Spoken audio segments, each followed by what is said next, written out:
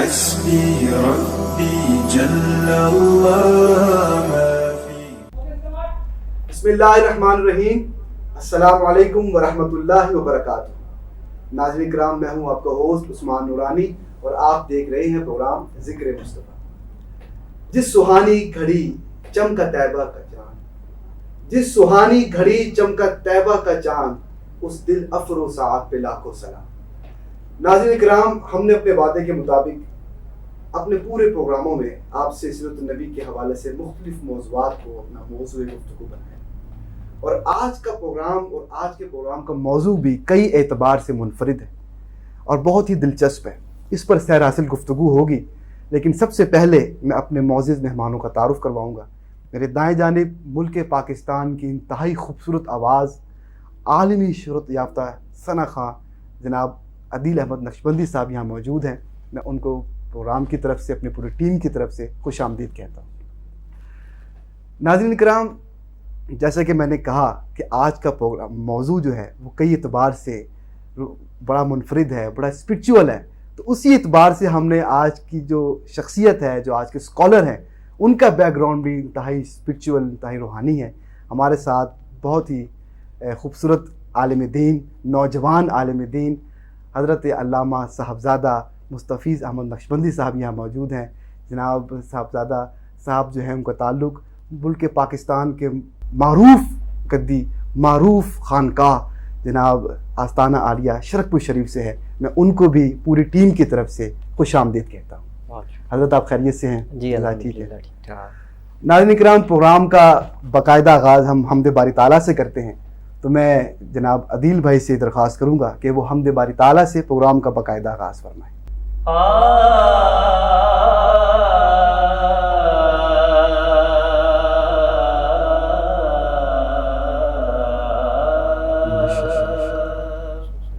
میں بندائے آسی ہوں، طلبگار ہوں مولا. میں بندائے آسی ہوں، خطا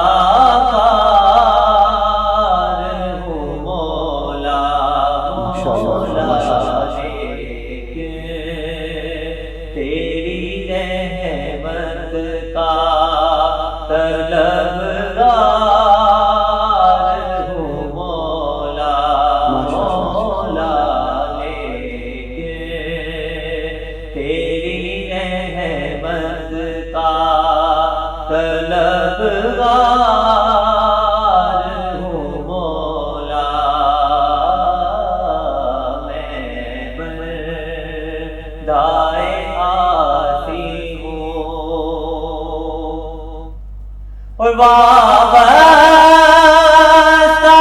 ہے امید میری تیرے کرم سے. وابستہ ہے امید میری تیرے کرم سے. تیرا فقط تیرا پرستار ہوں مولا. سبحان اللہ. تیرا فقط تیرا پرستار ہوں مولا. مولا میں بندائے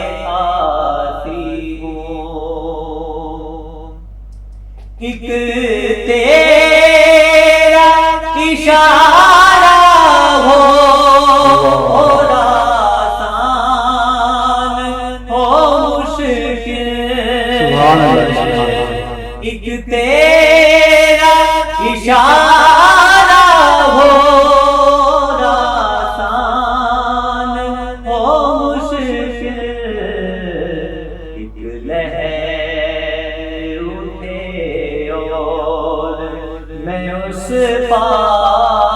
کیا بات ہے، کیا کیا کیا مولا. آمین. ایک لہر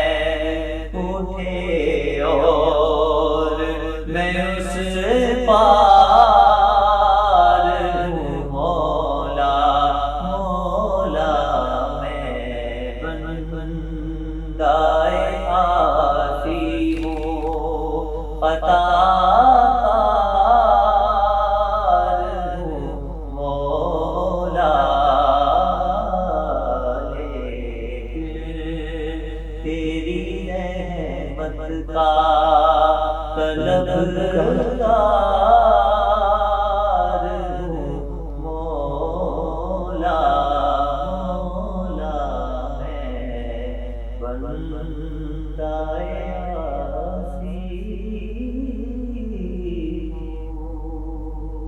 ماشاءاللہ جی، بہت ہی خوبصورت آواز جناب عدیل احمد نقشبندی صاحب کی۔ ناظرین کرام، آج کا موضوع معجزات کے حوالے سے ہے۔ معجزات کیا ہیں؟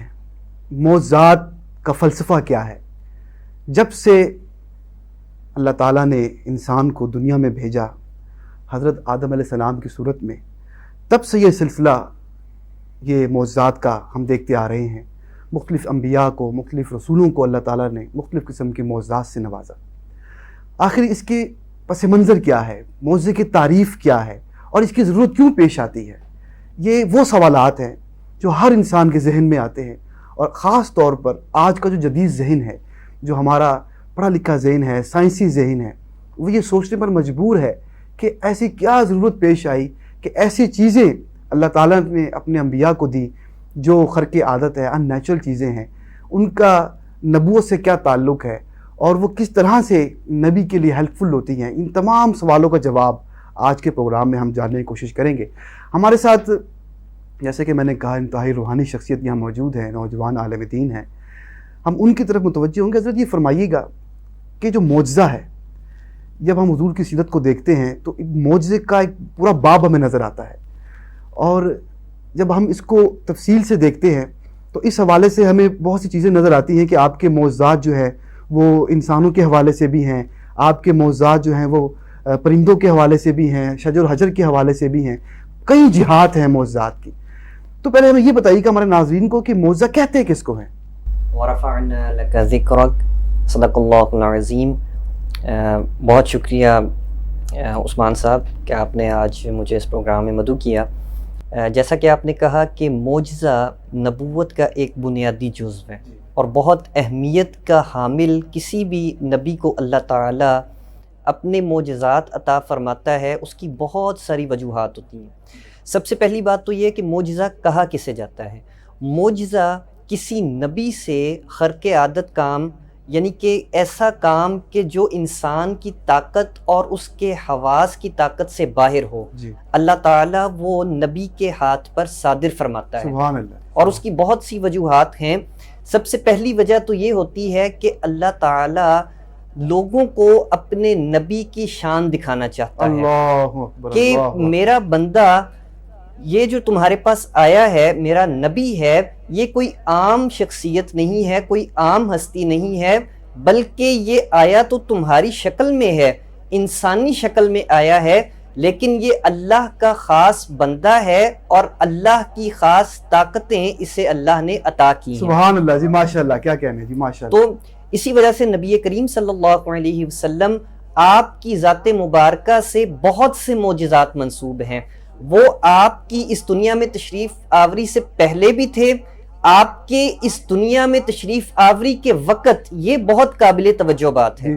کہ آپ کا اس دنیا میں تشریف لانا، اس وقت کے جو معجزات اور جو واقعات رونما ہوئے، وہ آپ کی والدہ فرماتی ہیں کہ جب نبی کریم صلی اللہ علیہ وسلم آپ کی ولادت باسعادت ہوئی،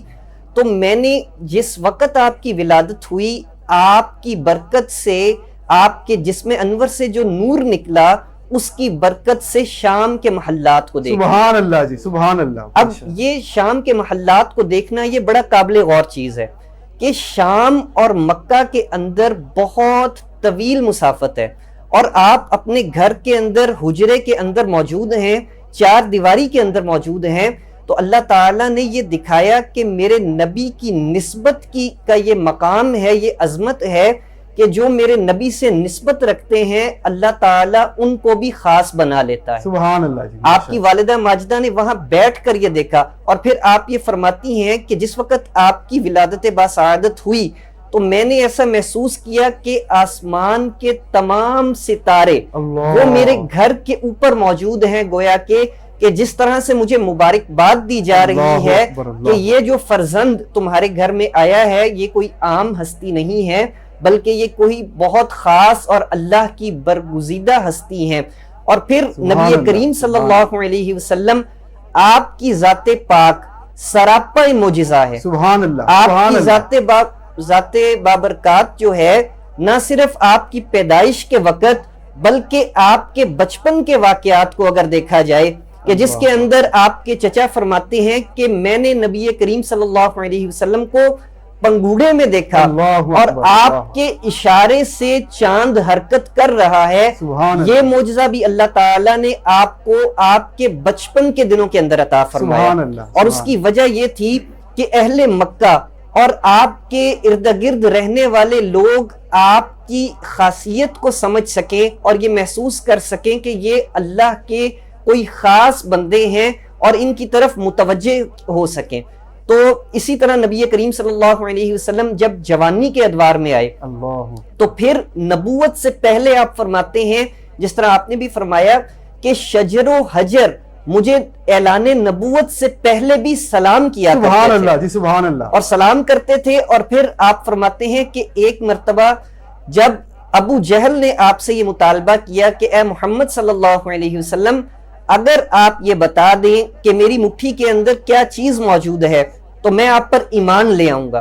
تو جب نبی کریم صلی اللہ علیہ وسلم آپ نے اس سوال کو سنا تو آپ نے فرمایا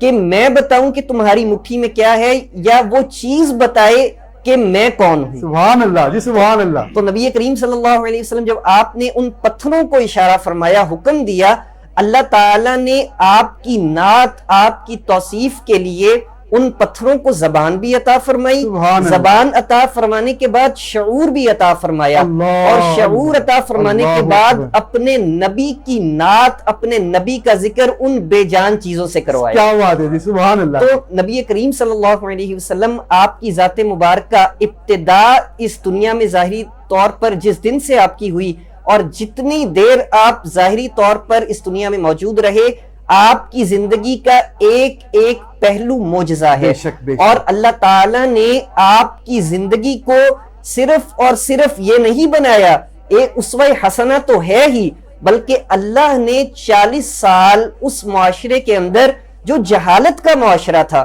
اس کے اندر آپ کو رکھا، رکھنے کے بعد جب 40 سال کے بعد اعلان نبوت کروایا تو گویا یہ اعلان فرمایا کہ اے مشرکو، جس کا بندہ، جس کا نبی اتنا بے مثال ہے کہ جس کی ذات میں تم ذرہ برابر بھی کمی اور کوتاہی اور نقص نہیں نکال سکتے، اس کا رب کتنا بے مثال ہے۔ سبحان اللہ جی، ماشاءاللہ۔ تو اللہ تعالیٰ نے اپنی ذات کے لیے اپنے نبی کو ایک دلیل بنا کر پیش کیا۔ بے شک۔ ناظرین کرام، بڑی تفصیل کے ساتھ اور بڑے خوبصورت انداز میں علامہ صاحب نے بیان کیا کہ معجزہ حضور کی ذات ہی معجزہ ہے، اور آپ کی ولادت سے لے کر آپ کے وصال تک آپ کی زندگی کا ایک ایک لمحہ وہ معجزہ ہے۔ تو ہمیں یہ معلوم ہوا کہ ان لوگوں کو سوچنا چاہیے جو اپنے آپ کو نبی کی مثل کہتے ہیں یا نبی کو اپنی مثل کہتے ہیں، کہ آپ کی ولادت باسعادت، آپ کا بچپن مبارک، آپ کی جوانی، آپ کی زندگی کا ہر پہلو جو ہے وہ ہم سے، تمام انسانیت سے منفرد ہے۔ اور آپ نے جس انداز میں زندگی گزاری کہ جیسے علامہ صاحب نے فرمایا کہ آپ کی سیرت، دیکھیں بات یہ کہ پتھروں کا کلمہ پڑھنا اور درختوں کا چل کر آنا یہ اور بات ہے، لیکن سب سے بڑی بات یہ ہے کہ آپ نے ایسے معاشرے میں جہاں پر جہالت تھی، جہاں پر بیٹیوں کو زندہ دفن کر دیا جاتا تھا، جہاں پر ظلم اور ستم تھا، ایسے معاشرے کے اندر آپ نے اپنی سچائی کو ثابت کیا، اپنی صداقت کو ثابت کیا، اپنے کریکٹر کو ثابت کیا۔ تو اس سے بڑا کوئی معجزہ نہیں ہو سکتا، آپ کے کردار سے بڑا معجزہ کوئی نہیں ہو سکتا۔ ہم مزید اس پہ بات کریں گے، لیکن اس سے پہلے ہم پھر سے عدیل بھائی کی طرف متوجہ ہوتے ہیں۔ عدیل بھائی، آپ کی آواز اور ہمارے کان، کوئی خوبصورت سا کلام ارشاد ہو۔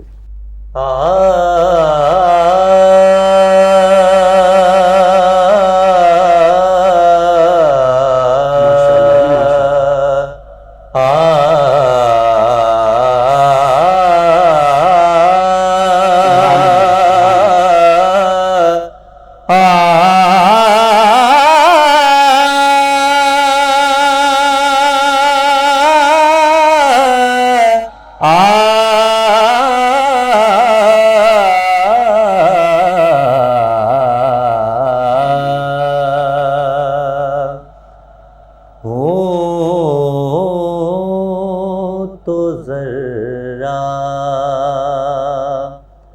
پر ہے نسبت تیرے نالین کے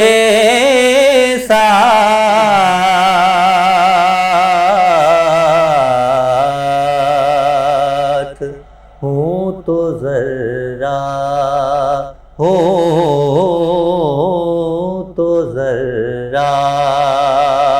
پر ہے نسبت تیرے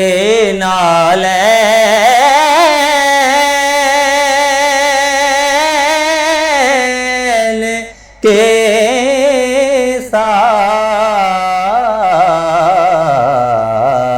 ساتھ دن گزرتے ہیں میرے اس لیے اب چین کے ساتھ دن گزرتے ہیں میرے اس لیے اب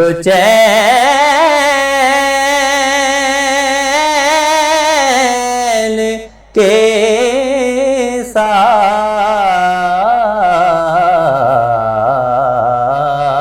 ساتھ اور بہت ہی خوبصورت شعر آپ کی نظر کہ آل زہرا کی غلامی میں گزاری ہے حیات آل زہرا آل زہرا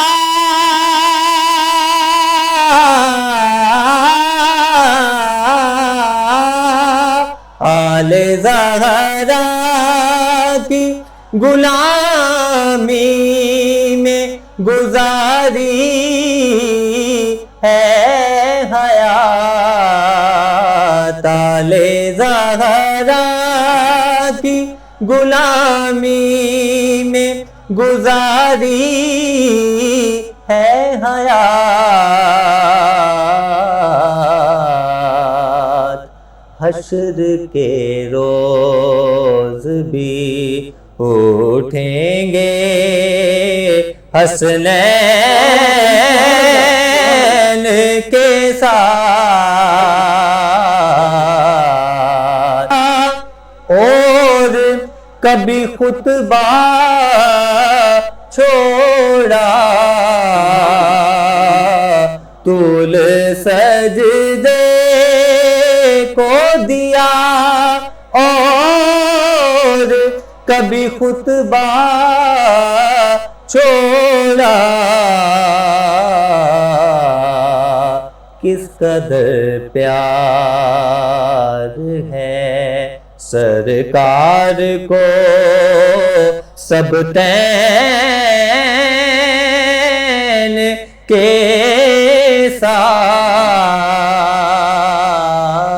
ساتھ کس قدر پیار ہے سرکار کو سب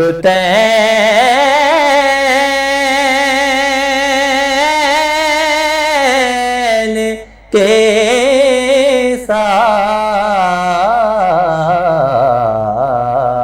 ساتھ ہوں تو ذرا اور کیا ہی خوبصورت نقطہ کہ غم شبیر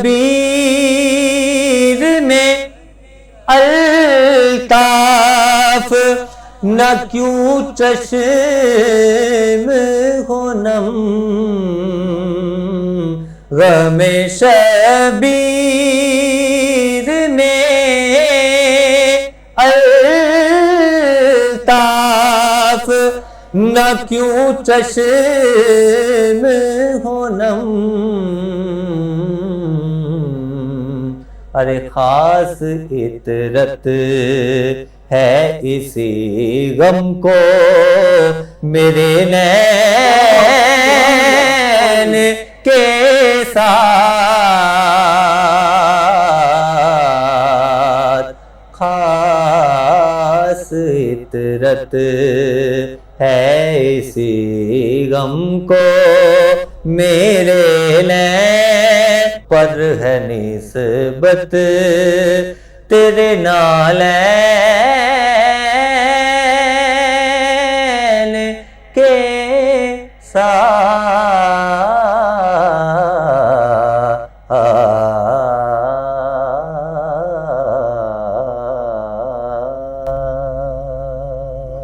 اللہ تعالیٰ ان کے علم میں عمل میں برکتیں عطا فرمائے۔ ناظرین کرام، موضوع بڑا دلچسپ ہے اور موضوعات کا موضوع بڑا طویل ہے، بڑی گہرائی ہے، اس کا فلسفہ اگر ہم چھیڑ بیٹھیں تو پورا دن گزر جائے، لیکن ہم مختصر طور پہ اور جامع انداز میں ہم کوشش کریں گے کہ موضوعات کے تمام پہلوؤں کو ڈسکس کیا جائے، موضوعات کے تمام پہلوؤں کو موضوع گفتگو بنایا جائے۔ علامہ صاحب یہ فرمائیے گا کہ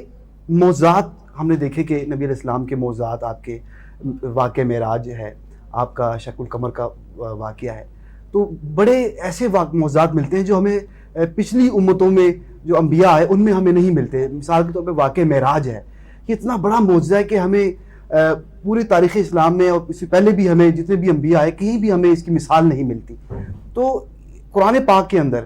واقعہ معراج کے حوالے سے کس طرح سے ذکر کیا گیا اور کیا اس کے امتیازات بیان کیے گئے ہیں، یہ کس طرح سے منفرد ہے؟ جی آپ نے بالکل درست فرمایا کہ نبی کریم صلی اللہ علیہ وسلم کو جو معجزات اللہ تعالیٰ نے عطا فرمائے ہیں وہ گویا کہ تمام انبیاء کے معجزات کے جامع ہیں، اور آپ وہ ہستی ہیں کہ جس طرح آپ تمام انبیاء کے سردار ہیں اسی طرح آپ کے معجزات بھی تمام انبیاء سے منفرد ہیں۔ سبحان اللہ جی، کیا سیدنا عیسیٰ علیہ السلام آپ کے معجزات، اس سے پہلے میں بات کرنا چاہوں گا کہ جیسے آپ نے فرمایا کہ معجزات کی اہمیت کیا ہے، تو معجزہ ایک ایسی چیز ہے کہ قرآن کریم جیسی کتاب کے اندر اللہ تعالیٰ نے نبیوں کے معجزات کو بھی بیان فرمایا ہے اور ولیوں کے کرامات کو بھی بیان فرمایا ہے۔ اللہ اکبر۔ یعنی کہ قرآن جیسی کتاب کے اندر بیان ہونا اس بات کی دلیل ہے کہ معجزے کو بیان کرنا یہ اللہ تعالیٰ کا طریقہ ہے، اللہ کی سنت ہے اپنے بندوں کے ایسے واقعات کو بیان کرنا۔ اور پھر جیسا کہ آپ نے فرمایا کہ نبی کریم صلی اللہ علیہ وسلم آپ کے معجزات تمام انبیاء سے منفرد ہیں، ان میں بالخصوص واقعہ معراج کا جو معجزہ ہے وہ 15ویں سپارے کی پہلی آیت سے اللہ تعالیٰ نے اس کا ذکر فرمایا کہ سبحان الذی اسری بعبدہ لیلا من المسجد الحرام۔ تو اللہ نے اس واقعے کو سبحان سے شروع فرمایا، اور مفسرین فرماتے ہیں کہ اللہ تعالیٰ کا اس واقعے کو لفظ سبحان سے شروع فرمانا یہ ایک تو لوگوں کی توجہ کے لیے ہے اور ایک اس کی عظمت کو بیان کرنے کے لیے ہے کہ اے لوگو، اے مسلمانوں، اس بات پہ غور کرو کہ میرا بندہ جو ظاہری طور پر تمہارے جیسا ہے لیکن میں نے اسے یہ شان عطا فرمائی ہے کہ ایک آن کے اندر اللہ نے اس کو اپنی ملاقات کا شرف عطا فرمایا۔ ایک تو اس کی یہ امتیازی خصوصیت ہے۔ دوسری امتیازی خصوصیت یہ ہے کہ اللہ تعالیٰ نے یہ بتا دیا کہ نبی میرا جو ہے وہ اگر عالم دنیا میں ہو تو وہ عالم ارواح کو بھی جانتا ہے اور آنے والے عالموں کو بھی جانتا ہے۔ سبحان اللہ۔ یہاں پر میں تھوڑا سا آپ سے وقفہ لوں گا کہ جو آپ نے یہ نکتہ بیان کیا کہ جو آج کی سائنس، آج کی آپ کو پتہ ہے کہ فلکیات کے حوالے سے بڑی ریسرچ ہو رہی ہے اور بڑے بڑے تھیوریز سامنے آ رہی ہیں، پیرالل یونیورس کی تھیوری آئے گی سامنے، اور اپنا اسی حوالے سے ٹائم ٹریولنگ کے حوالے سے بات ہوتی ہے۔ جو ہمارا جدید ذہن ہے وہ ٹائم ٹریولنگ کے حوالے سے بہت بات کرتا ہے، بہت زیادہ اس پہ کہا جا چکا ہے اور لکھا جا چکا ہے۔ تو واقعہ معراج کو جب ہم دیکھتے ہیں ٹائم ٹریولنگ کے پیرائے میں، تو اگر اس نظر سے اس کو دیکھیں تو آپ ہمارے ناظرین کو بتائیں کہ کس طرح سے یہ ٹائم ٹریولنگ کو ٹچ کرتا ہے۔ جی بالکل، آج کے اب قرآن کریم کی یہ ایک منفرد خصوصیت ہے کہ اللہ تعالیٰ نے 1400 سال پہلے ایسی باتوں کو بیان کیا کہ جو آج ثابت ہو رہی ہیں۔ اس میں بہت سی انسان کی زندگی، ذاتی زندگی سے متعلق ہیں، بہت سی زمین کی حقیقتوں، آسمانوں کی حقیقتوں کے متعلق ہیں۔ اب یہ جو کانسیپٹ ہے، جس طرح آپ نے کہا کہ اس کے اندر واضح طور پر احادیث کے اندر یہ بیان کیا گیا کہ اس کے اندر ٹائم ٹریولنگ کا فیکٹر موجود تھا، اور آج کی سائنس اس کو ثابت کر رہی ہے، اور ہم آج کی سائنس کے اوپر اعتبار کرتے ہوئے ٹائم ٹریولنگ جو کہ ابھی ظاہری طور پر حقیقت میں وجود پذیر نہیں ہوئی، اس کی تھیوریز کو پیش کیا گیا ہے، اور وہ ثابت اگرچہ ہو چکی ہیں لیکن ابھی تک کوئی ٹائم ٹریول نہیں کر سکا۔ لیکن ہم معجزات کے بارے میں سوالات اٹھاتے ہیں، یہ ہمارے لیے ایک لمحہ فکریہ ہے مسلمانوں کے لیے۔ بالکل۔ تو اس کا تعلق ٹائم ٹریولنگ سے اس طرح بھی بنتا ہے کہ اللہ تعالیٰ نے جس طرح سے بہت سی دوسری چیزوں کو پہلے سے بیان کر کے قرآن اور نبی کریم صلی اللہ علیہ وسلم کی حقانیت، آپ کی نبوت کی حقانیت کو ثابت کیا، اس واقعے کے ذریعے بھی، معراج مصطفیٰ صلی اللہ علیہ وسلم کے ذریعے بھی آپ اللہ تعالیٰ نے نبی کریم صلی اللہ علیہ وسلم آپ کی نبوت کی حقانیت کو ثابت کیا۔ سبحان اللہ، سبحان اللہ۔ علامہ صاحب ادھر ایک اور میں آپ سے سوال کروں گا کہ جیسے کہ آپ نے کہا کہ جو جدید ذہن ہے، جو کچھ ایسے ہمارے ہاں لوگ موجود ہیں جو معجزات کا انکار کرتے ہیں، اور عام طور پر ان کے پاس جو دلائل ہوتے ہیں وہ سائنسی قسم کے ہوتے ہیں دلائل، اور جبکہ ہم واقعہ معراج کو دیکھ لیں، اس میں ٹائم ٹریولنگ کے حوالے سے بڑی اچھی ہمیں مثال ملتی ہے۔ اسی طرح جو دیگر جو معجزات ہیں، مثال کے طور پہ کہ ایک بڑا مشہور معجزہ آپ کا کہ ایک سفر میں تھے صحابہ کرام نبی علیہ السلام کے ہمراہ، تو وہاں پانی ختم ہو گیا، تو آپ کے انگشت مبارک سے چشمہ جاری ہو گیا۔ تو پہاڑوں سے پانی کا جاری ہونا تو یہ نیچرل چیز ہے، گوشت سے اور ہڈیوں سے جاری ہونا یہ بالکل یعنی کہ ایک ان نیچرل چیز ہے۔ تو کیا معجزے کو عقل پر پرکھ سکتے ہیں ہم؟ یعنی کہ یہ جو ہمارے مینٹالٹی ہے کہ معجزات کو عقل کے اوپر پرکھا جاتا ہے، عقل کے ترازو پہ تولا جاتا ہے، کیا یہ طریقہ کار درست ہے؟ کیا یہ اپروچ درست ہے؟ دیکھیں، جب نبی کریم صلی اللہ علیہ وسلم آپ کی حیات مبارکہ کے اندر بھی جب آپ معجزے کو ظاہر فرمایا کرتے تھے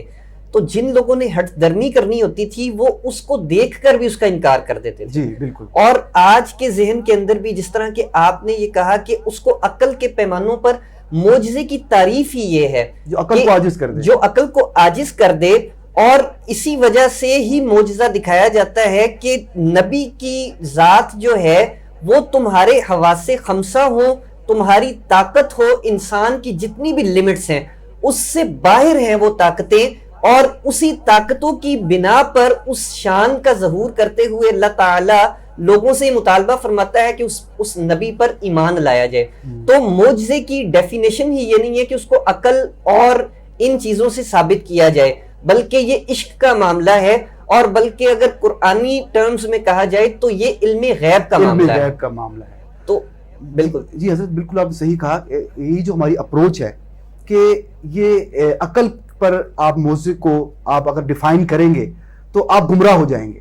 تو اس بات کے ہمیں پہلے طے کر لینا چاہیے کہ ہر چیز کی ایک لمٹس ہوتی ہیں، ہر چیز کا ایک میدان ہوتا ہے۔ جیسے کہ حضرت نے فرمایا کہ معجزہ جو ہے اس کا تعلق ایمانیات سے ہے، اس کا تعلق علم غیب سے ہے، تو اس کو ہم عقل پر یا سائنس پر ہم پرکھ نہیں سکتے۔ اگرچہ ہمارے جو معجزات ہم ابھی ڈسکس کر رہے ہیں وہ سارے آہستہ آہستہ جیسے جیسے انسانی عقل ترقی پا رہی ہے وہ معجزات سائنس سے بھی ثابت ہو رہے ہیں، لیکن یہ اپروچ جو ہے نا یہ بڑی غیر مناسب ہے کہ ہم سائنسی شواہد نہ ہونے کی بنا پر معجزات کا انکار کرتے ہیں۔ ناظرین کرام، گفتگو بڑی دلچسپ ہے اور اس پہ بڑا کچھ لکھا جا چکا ہے اور ہمیشہ سے یہ گفتگو کا موضوع رہی ہے۔ ہم اس کو مزید آگے بڑھائیں گے، لیکن اس سے پہلے ایک کلام حضرت عدیل بھائی کی متوجہ ہوں گے کہ عدیل بھائی جو ہیں وہ ہمارے ناظرین کو ہر ایک چیز بنی ہے میرے نبی کے لیے، ہر ایک چیز بنی ہے میرے نبی کے لیے، یہ کائنات سجی ہے میرے نبی کے لیے، یہ کائنات سجی ہے میرے نبی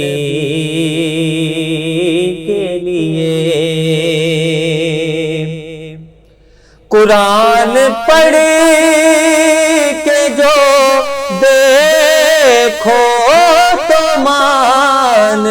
جاؤ گے، قرآن پڑھ کے جو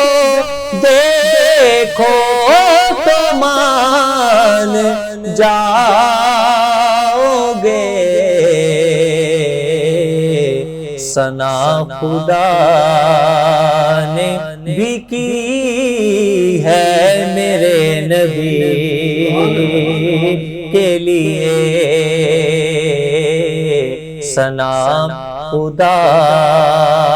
نے بھی کی ہے میرے نبی کے لیے،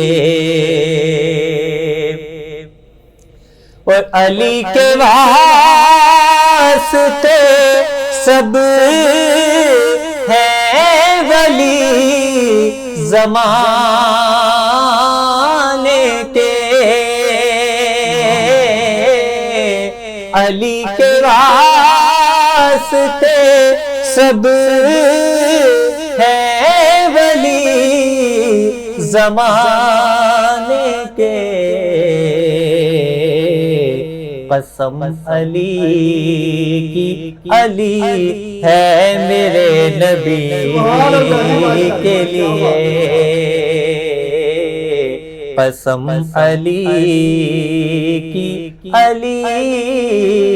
ہے میرے نبی کے لیے۔ اور بہت ہی خوبصورت شعر، شاعر نے کربلا کا کیا خوبصورت منظر کھینچا کہ زمین کرب و بلا میں حسین کی گردن، زمین کرب و بلا میں حسین کی گردن، قسم خدا کی کٹی ہے میرے نبی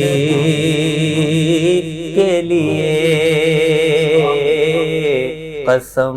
خدا کی کٹی ہے میرے نبی کے لیے، ہر ایک چیز بنی ہے میرے نبی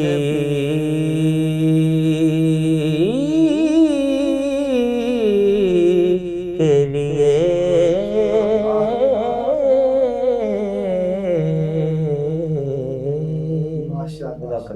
ناظرین کرام، بات چل رہی ہے معجزات کی، اور ناز سے پہلے صاحب بیان فرما رہے تھے کہ حضور کے معجزات جو ہیں وہ دیگر انبیاء سے بڑے منفرد بھی ہیں، اور بلکہ تمام انبیاء جو آئے اس دنیا میں ان سب کے جامع بھی ہیں۔ اسی حوالے سے جو نبی علیہ السلام کو سب سے بڑا معجزہ عطا کیا گیا وہ قرآن مجید، آپ کو وہ کتاب عطا کی گئی جو ام الکتاب ہے،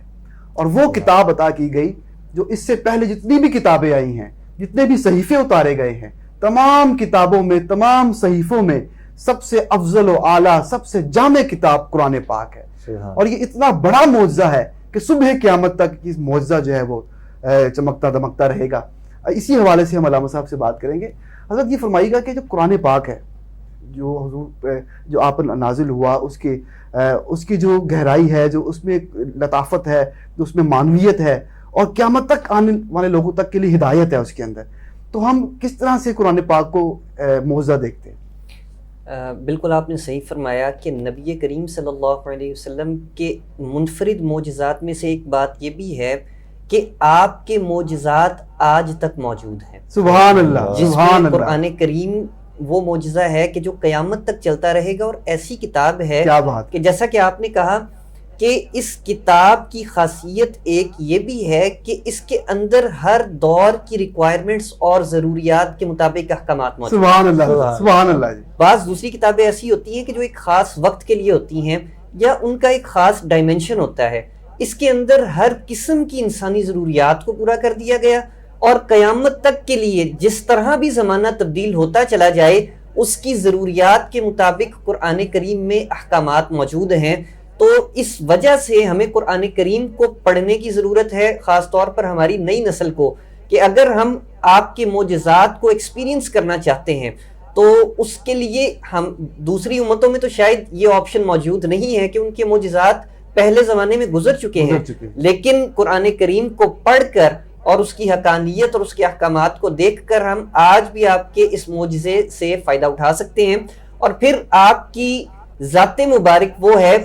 کہ جس کے ہر پہلو پہ، جیسے پہلے بھی بات ہوئی کہ اللہ تعالیٰ نے آپ کی ذات مبارکہ کو خلق عظیم قرار دیا۔ کیا بات ہے، سبحان اللہ۔ خلق عظیم قرار دینا اللہ کی ذات کا اس بات کا ثبوت ہے کہ ایک انسان میں جتنی بھی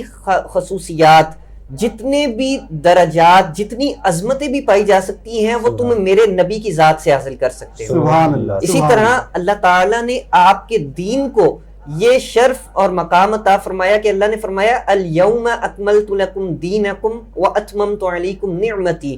کہ کسی اور دین کے بارے میں یہ اس طرح کی آیت نازل نہیں ہوئی، اللہ تعالیٰ نے آپ کے دین کو بھی کامل قرار دیا۔ تو نبی کریم صلی اللہ علیہ وسلم آپ کا دین، آپ کی کتاب، آپ کی سیرت ہر لحاظ سے مکمل ہے، اور آپ کے معجزات کو اگر ہم ایکسپیرینس کرنا چاہتے ہیں تو ہمیں ان پر عمل کرنے کی ضرورت ہے۔ اور پھر آپ کی زندگی کے اندر بھی جو جیسا کہ پہلے بھی بات ہوئی کہ کفار آپ کے معجزات کا انکار اس لیے بھی کیا کرتے تھے کہ وہ اپنی خواہشات کے مطابق جب چیزیں آپ کے سامنے پیش کرتے تھے تو آپ فرماتے تھے کہ میں تمہاری خواہشات کو پورا کرنے کے لیے نہیں آیا، بلکہ اللہ نے مجھے معجزات جب اللہ چاہتا ہے تب عطا فرماتا ہے۔ اسی طرح آج کے بھی کچھ ذہن یہ اعتراض اٹھاتے ہیں کہ اگر اللہ کے ولیوں کے پاس کرامات ہیں تو وہ اپنا بھلا کیوں نہیں کر لیتے، وہ بڑے بڑے گھر کیوں نہیں بنا لیتے، اس طرح کے کام کیوں نہیں کر لیتے، حالانکہ یہ کرامت کی ڈیفینیشن سے ہی باہر ہے۔ بالکل بالکل۔ کرامت جو ہے وہ کبھی بھی اپنے ذاتی مقاصد کے لیے اور دنیاوی مال و متاع کے حصول کے لیے نہیں ظاہر کی جاتی، بلکہ وہ ایک خاص مقصد کے لیے ظاہر کی جاتی ہے۔ اس کا ایک مقصد یہ ہوتا ہے کہ لوگوں کے دل کے اندر ایمان کو تقویت عطا کرتا ہے اللہ تعالیٰ، اور کبھی بھی ذاتی طور پر بزرگ اپنی کرامات اور اس طرح کے سلسلے کو اپنے مفادات کے لیے استعمال نہیں کرتے، اور نہ ہی یہ ضروری ہے کسی بزرگ کے لیے کہ وہ کرامت کو ظاہر کرے تو پھر ہی اللہ کا وہ ولی ہوگا۔ تو آج کل کے یہ جدید ذہنوں کے اندر یہ بھی بہت سے سوالات اس طرح کے، اور وہ اعتراض اٹھاتے ہیں کہ اگر ولی کرامت کا ظہور کر سکتا ہے تو وہ اپنے لیے اس طرح کا کام کیوں نہیں کرتا، یا جب ہم اس سے اس چیز کو ڈیمانڈ کرتے ہیں تو اس وقت کیوں نہیں کرتا۔ تو یہ تمام چیزیں اس کی ڈیفینیشن سے ہی باہر ہیں، اور ایک مسلمان کو یہ چاہیے کہ وہ اس طرح کے سوالات سے گریز کرے، اور جو چیزیں ہمیں بتا دی گئی ہیں ان ایمانیات کے اوپر، چاہے وہ غیب سے تعلق رکھتی ہوں چاہے دوسرے احکامات ہوں، ان پر عمل کرے۔ ماشاءاللہ جی علامہ صاحب، یہ بہت اہم آپ نے نقطہ اٹھایا کہ آج کے یہ جدید ذہن جو ہے وہ عام طور پر یہ سوال کرتے ہیں کہ جناب ہم تو کتابوں میں ہم نے یہ کرامات سنی ہیں، کتابوں میں ہم نے معجزات پڑھے ہیں، تو آج کا جو دور ہے اس میں تو ہمیں کوئی کرامات نظر نہیں آتی، آج کے دور میں تو ہمیں کوئی اس طرح کی چیزیں نظر نہیں آتی۔ تو وہ آپ نے بڑا کلیئر کر دیا اور یہ کنفیوژن دور کر دی کہ جو جس قسم کی ڈیمانڈ کی جا رہی ہے وہ کرامت کی یا معجزے کی ڈیفینیشن سے ہی خارج ہے، اور کبھی بھی معجزہ یا کرامت کے جو پس منظر ہے وہ دنیاوی نہیں ہوتا۔ تو یہ دنیاوی مفادات سے بالا تر چیزیں ہیں، اور یہ جیسے کہ علامہ صاحب نے کہا کہ یہ اہل ایمان کی تقویت کے لیے ہوتا ہے اور منکرین کے لیے اتمام حجت ہوتا ہے۔ تو یہ دو باتیں بڑی اہم ہیں کہ جب بھی معجزات کا ظہور ہوتا تھا تو اس سے اہل ایمان کے ایمان کو تقویت ملتی تھی، اور کفار کے لیے وہ اتمام حجت ہو جایا کرتا تھا۔ تو ناظرین کرام، اتنا ہی خوبصورت موضوع، اس پہ جی تو چاہتا ہے کہ مزید گفتگو ہو اور اس کے مزید پہلوؤں کو ہم زیر بحث لائیں، لیکن وقت جو ہے وہ ختم ہو چکا ہے۔ انشاءاللہ پھر کبھی موقع ملا تو ہم حضرت صاحب کو دعوت دیں گے اور پھر ان سے مزید اس پہ گفتگو کریں گے۔ کل تک کے لیے اجازت دیجیے، اپنا خیال رکھیے گا، اللہ حافظ۔ حسبي ربي جل الله ما